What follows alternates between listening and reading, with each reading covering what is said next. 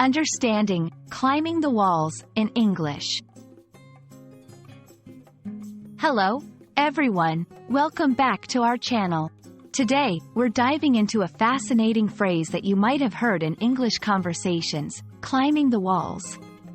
We'll explore its meaning, origins, and how you can use it in your own conversations.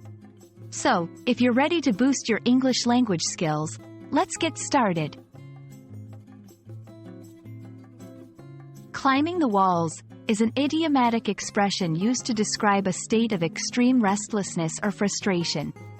Imagine someone so full of energy or so frustrated that they could literally start climbing the walls of the room they're in.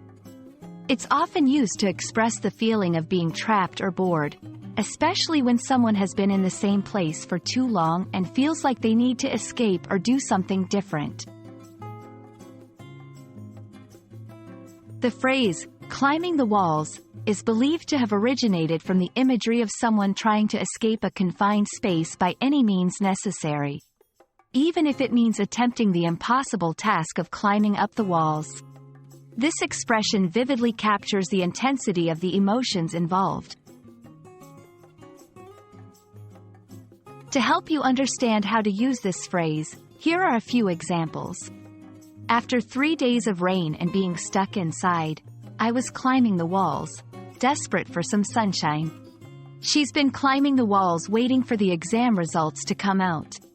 These examples show how the phrase can be used to describe different situations where someone feels extremely agitated or anxious. When using climbing the walls, remember that it's best suited for informal contexts.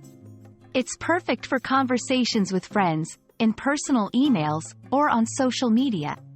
However, it might not be appropriate for formal situations, like business meetings or academic papers.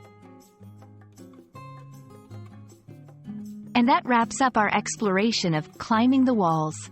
We hope this video has given you a deeper understanding of this expression and how you can use it to add flavor to your English conversations. Remember, learning idiomatic expressions is a great way to sound more like a native speaker and to enrich your understanding of the language. Thanks for watching, and see you in our next video.